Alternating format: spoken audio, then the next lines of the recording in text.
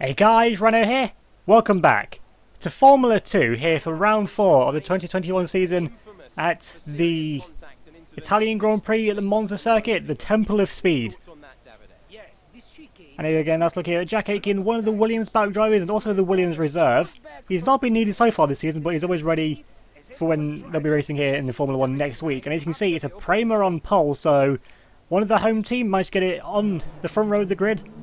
And coming on now then to the formation lap. Very crucial to get your car away because these cars don't have anti-stall. And it's Max Gunter out of nowhere takes pole position with Pedro Piquet completing the front row in the lead Cheroot. And it's Sergei Sorokin P3 alongside Felipe Drugovich. With the lead HWA Giuliano Alesi 5th and Sean Glare with his best qualifying in the season so far starts from 6th. Jehan Druvler starts 7th in the lead Carlin alongside the Uni Virtuosi of Callum Ilott. Then Williams back drivers Jack Aitken and Dan Tatum ran off the top 10. With home favourite Luca Giotto, who's got a podium here last time he raced in Formula 2, starting from P11, alongside Louis Delatraz, who has his best qualifying of the season so far. Guan Yu Zhou's season doesn't really seem to be getting any better, but Uni Virtuosi are making progress. He starts from P13 alongside the Carlin of Yuki Tsunoda. Robert Schwartzman, F3 champion from a number of seasons ago, starts from 15th place in the second Prema, alongside the Trident, the other home team of Roy Nissany. Championship hopeful Artem Markov only managed 17th place, and in 18th is the lead ART of Marcus Armstrong. Guilherme Samaya starts from P19, the second of the two Camposes, leaving the back row of the grid to be made up by two Honda back drivers. In 21st, the Trident of Marina Sato, and at the back of the grid, the other MP of Tadasuke Makino, who won here a few years ago with the Russian time team, so he knows how to get a car around the circuit, just not in that particular qualifying session yesterday. Going up now for this race, we'll be following on board with one of the home favourites, the home favourite driver at least, Luca Giotto, starting from P11. Everyone though on the soft tyres. On this track, with the lower aero cars here in Formula 2, overtaking should be pretty simple, although you can end up getting stuck though in a DRS train. But we come now to the 5 red lights to the start of the feature race here in Formula 2 for the Italian round of the championship.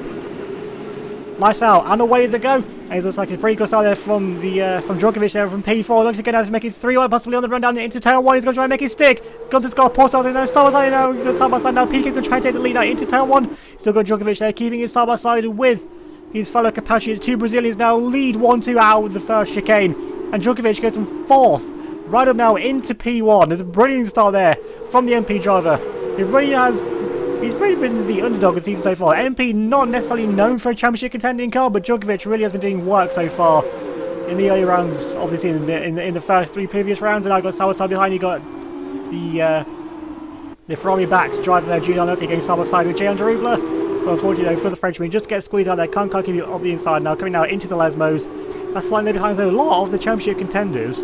I find themselves back towards the middle or back of the pack, given Tatum started in 10th, Giotto was in 11th, Aitken was in 9th, then you've got the ARTs way down the back of the grid. Now you've got the two universities running together now, looking a little bit racing, looking the most competitive they have all season so far. Now you've got Ilott possibly looking to make a move here on Dan Tatum going up now into the Ascari chicane, nothing there that you can do. Then you've got Luca Giotto, who hasn't really gone anywhere, although he may have gone backwards looking for that, because you've got both Uni Virtuosi cars now ahead of both of these two. So it looks like Tatum and Giotto, especially, both made pretty poor starts, maybe playing it a bit too conservative, although they are thinking about the championship for where they are. You can't afford to be losing places like that this early on. And Louis Delatraz, he's got point to prove. He spent most of the season in 21st and 22nd place, so not being in charge, I think he might be getting a nosebleed this high up the grid, but he's won a couple of races here in Formula 2. He knows how to drive an F2 car, and something's not clicked with him in that Shrews car this year so far. And Giotto now then in the slow team on the back of Dan Tatum. He goes very defensive. Oh, there's contact there into tail 1 of the lockup as well. Giotto hits into the back with Tatum. He threw up a really late defensive move, so Tatum may be taking it easy on that one, but he's definitely going to go aggressive now with the defensive moves. He was the early championship leader. He kept himself in his consistency is what kept him in it so far. He's going to need to pick up the pace in this race now if he wants to keep himself in the title picture. Especially with there only being 11 rounds of this championship, so every race matters. You can't afford a DNF. You can't afford a low or no points finish either. There you've got one of the Campos cars doing battle with one of the... actually, can't quite see what car that was. I think it was Samaya doing battle there with Nissany. Then you got Markov further back here, one of the other championship contenders who's had a bit of a meh. He could have won the opening 2 rounds of the season. but bad luck and bad strategy worked against the Russian driver. He's been around in Formula 2 for a very long time. Came second in 2017 to Charles Leclerc, and the things never quite worked out for him trying to finding seat. He definitely is a quality driver. He's proving it now in the HWA. And on to lap 3.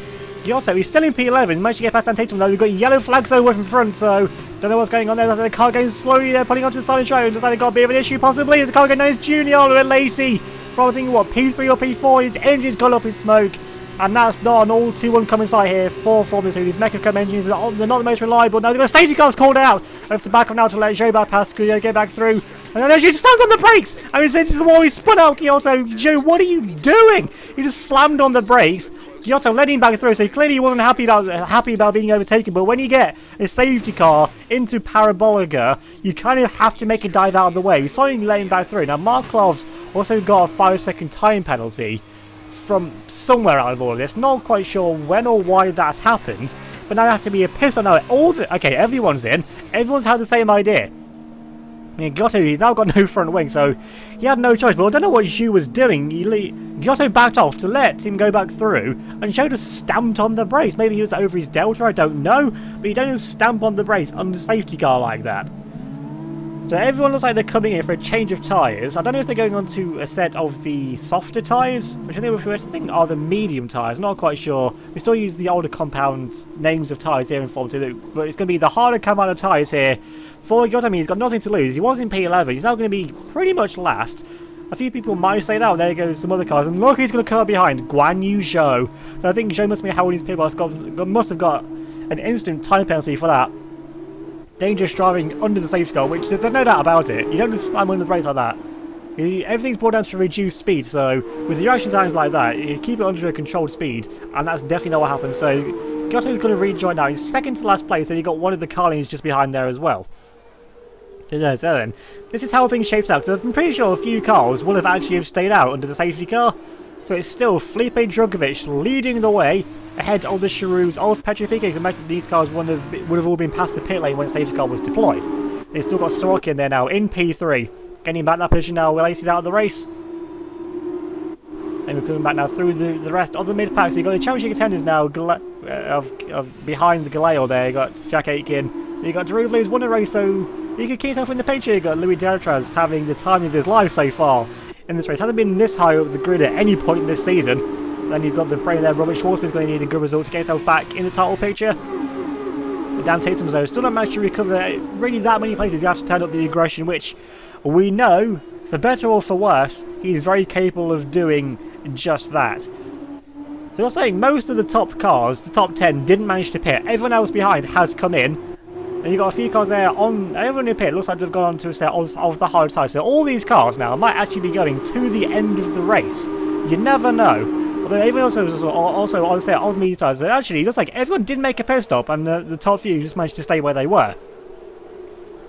But now, as you come back on now to the green flag around Parabolic, it's going to be when Drugovich decides to plan the thorn, which is, I imagine, going to be the closest safety car line as he can, because he's just going to be slipstreaming Piquet and Sorokin behind. On the run now down the start of his straight, and back now to the green flag racing. He crosses the safety car line, that's when he can start making overtakes. And Drugovich now is just going to be towing his compatriot down into turn 1. In P3, you got Max Gunther looking aggressive, so you keep it in P3 ahead then of Sorokin. In front there, you got Piquet getting very close to the back of the a massive dive there though from Guan Yu Zhou, making him about 4 or 5 places until it was a massive dive from Guan Yu Zhou. So clearly his brake pedal's working just fine. The brake test, he's maybe got some temperature in it, working the brakes under the safety car. He's made a massive dive from, gained about 4 or 5 places there. So the Chinese driver, looking to become the first Chinese driver in Formula 1, has got Renault backing. So he's got the academy behind him. He just needs to pick up the pace, pick up the results as well, to show the talent that he does have, but he just really hasn't been able to show it all too much in that Uni Virtuosi car so far this season, or last time he raced a couple of years ago in Formula 2 as well.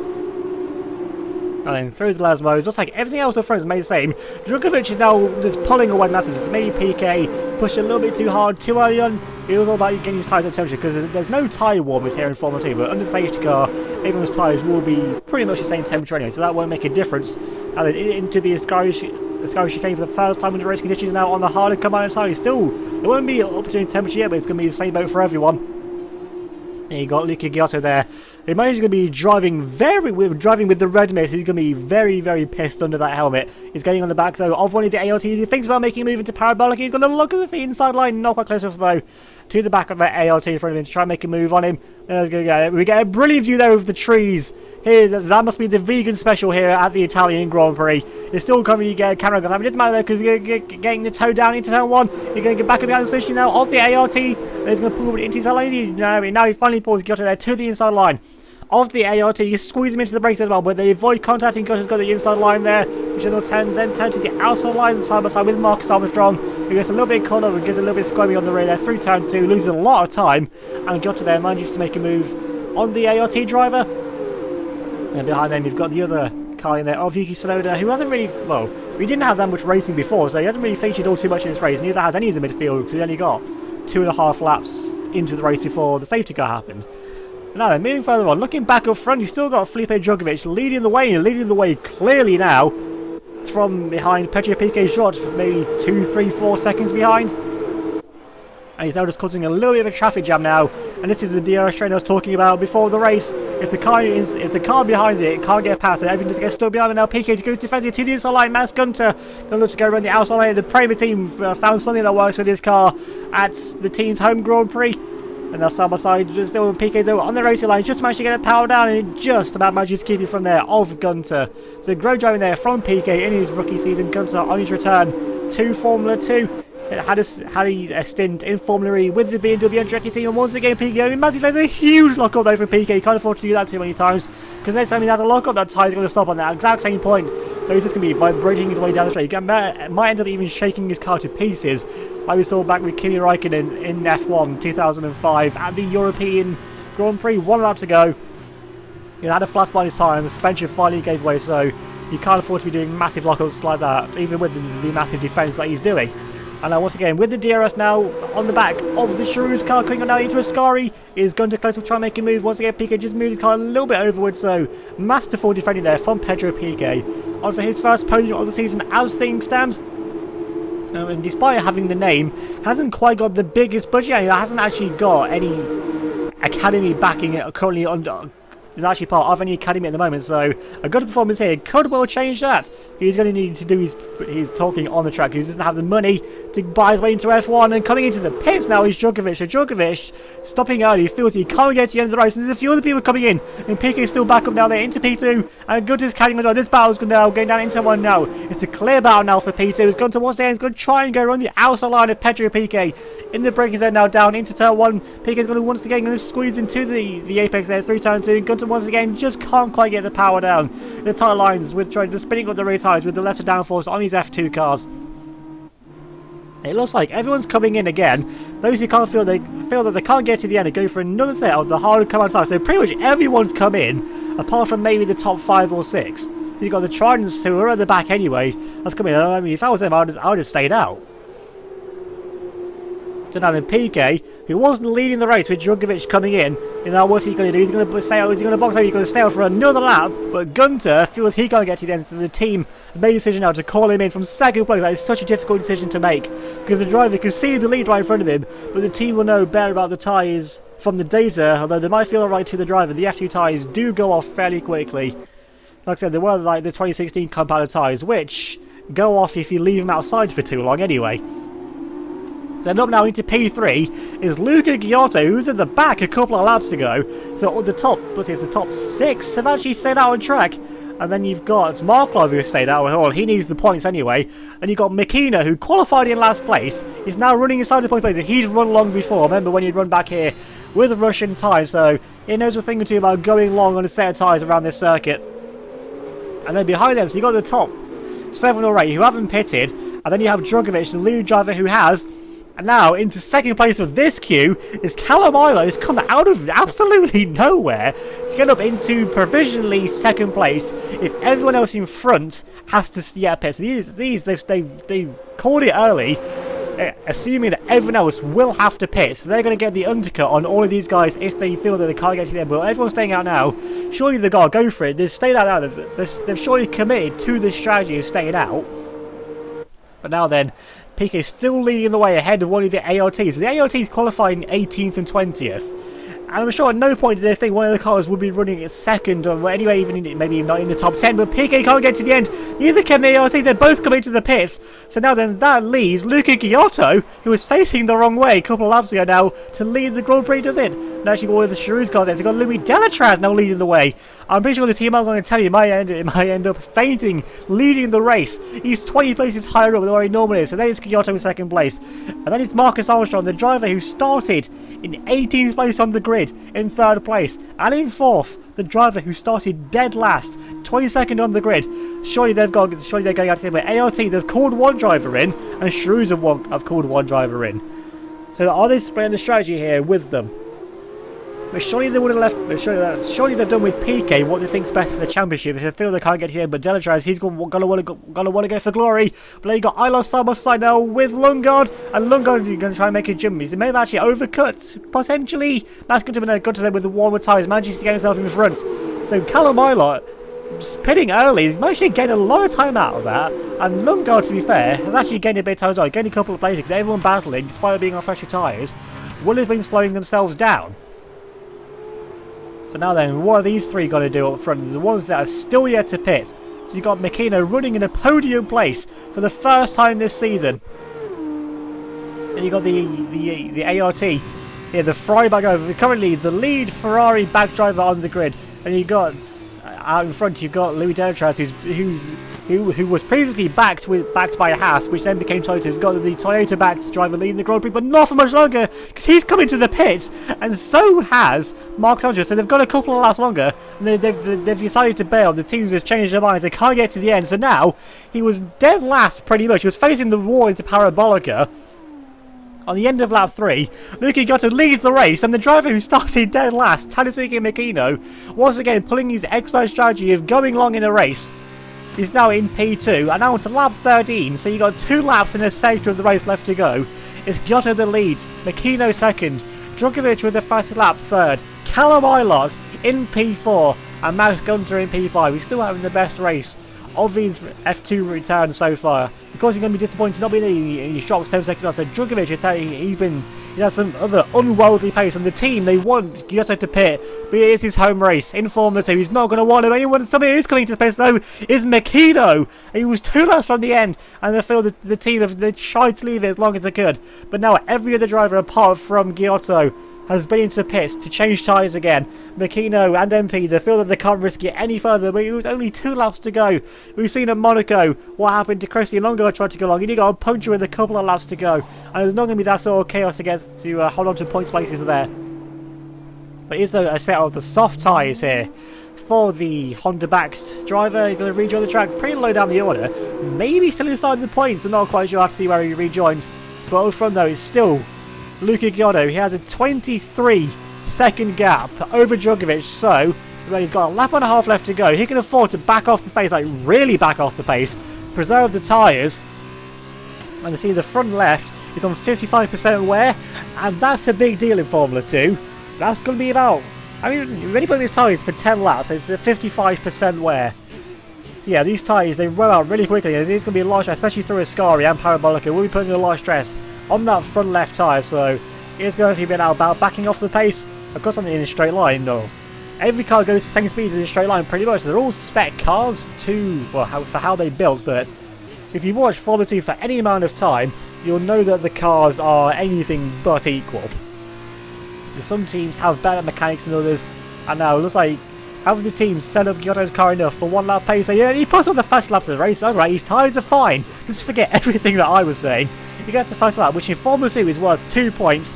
And with the likes of Ticktum, Aitken, and now Marcus Armstrong all down the order, not inside the top 5, this could be a really good day for Luca Giotto's championship hopes, you know.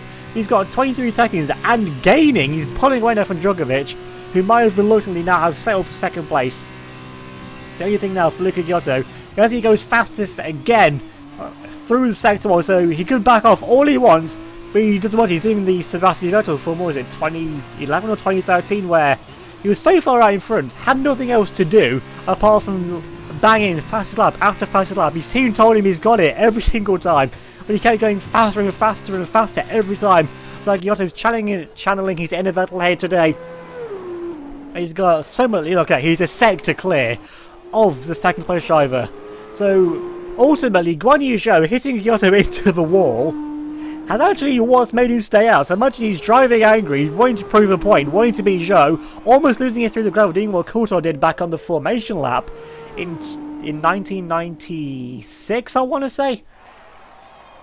There's not much further left to go. He's got around Parabolica, and then that'll be it for Luca Kyoto. He's going to get it around to the line now. He's going to run out very, very wide there. You don't want to be out there too many times. But now, coming up to the line, he's going to slow it down now. And coming up to the finish line, Luca Kyoto wins this home race in Formula 2. He's won it by over 20 seconds, which the records will show, but that won't show anywhere near. That won't even show a quarter of the story. But Kyoto, masterful driving. Christian Lundgaard goes driver of the day. I can't say I agree with that. Kyoto, who came from nearly the back of the grid, mastered the tyre wear. And the Raukali sponsored high-tech team there, new team to Formula 2 this year. They stole a lot of Campos' mechanics and they've made it work for them. And they've given their driver, Luca Kyoto, the race win on his home soil. And there you can see exactly what it means to him and the whole team there as well. Of course, you can't forget about them. And these teams, there's a lot less personnel that work on them compared to Formula 1. So everyone you see there might actually be the entire team pretty much. As Sorokin in the other high-tech finishes in P8, so a disappointing result there for the Russian, especially with his teammate mastering it and staying out as well. So there is going to be a little bit of behind-the-scenes discussion there from high-tech why they pitted one car but not the other. But Kyoto, though, he's not going to care about that. Look at that. This is the best podium by far of the season for location away over the track. And he gets that's a really nice looking trophy. And now for the champagne. As there you got Drugovich there. He's putting on a brave face. I'm sure he's going to be very happy with P2 in the MP car, but he could have gone. His pace was unworldly today. With the strategy just didn't quite work for him, and it worked for Luca Kyoto. Taking a look at the end results, and home favourite Luca Kyoto gets the win on the home soil. 21.8 seconds clear of Drugovich, so he bags it off just about at the end. And Callum Milot gets his first podium in F2 and Univirtuosi's first of the season. As Gunter finishes P4 from starting on pole and also steals the fastest lap right at the death, so he takes some promising performance, some definite encouragement away from this race. And Christian Lundgaard goes from P20 up into P5. Sean Glare, with his best result in Formula 2 for a long time, finishes where he started in P6, ahead of the lead shrews with Louis Delatraz, and we saw Sergei Sorokin in P8. Pedro Piquet couldn't quite make the two-start work, finishing in P9, with Marcus Armstrong in the other ART finishing in P10, Jack Aitken in 11th, and Guan Yu Zhou in the other Univirtuosi manages to scrape a point in 12th. And now on to the point standings. Dan Ticktum still leads the way, but he's joined now 1 point with Felipe Drugovich. I said the man's doing work in that MP, dragging it into title contention, but Dan Ticktum, without winning the opening round, is on the lead by a better result. And with how close the championship is looking after the first 4 races, one result could be what decides it. And despite a lackluster race, Artem Markelov is now up into P3 on 43 points. 1 point clear of fellow compatriot Sergei Sorokin. Jehan Druvler is in P5 on 35 points, 4 points clear of Luca Kyoto, who scored a majority of his points in this one race today. We've got Marcus Armstrong up into 7th place, also on 31 points. Jack Aitken down to 8th on 27. 1 point further behind is Callum Milot in the Virtuosi, who in turn is 1 point clear of both Max Gunter and Christian Lundgaard.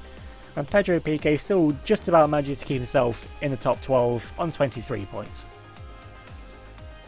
It only took 4 races, but High Tech now lead the team standings on 73 points, 11 clear of HWA. Dams, with only scoring points from Sean Glale, drop down into 3rd place, and 3 points clear of ART.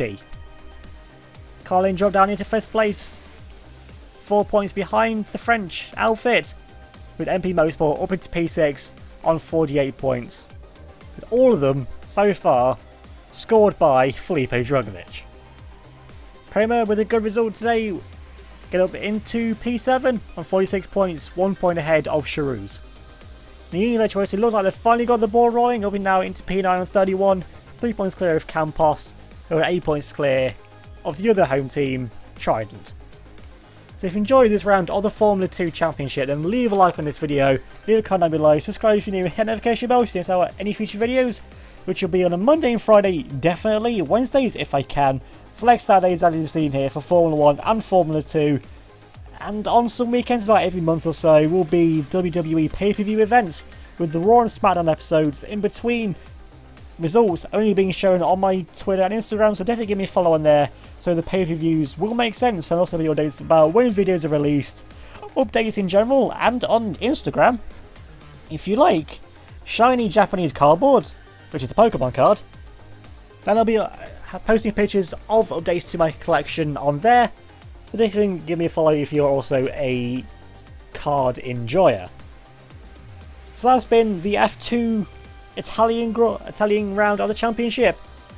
Thanks for watching. I'll see you all next Saturday for the Italian Grand Prix.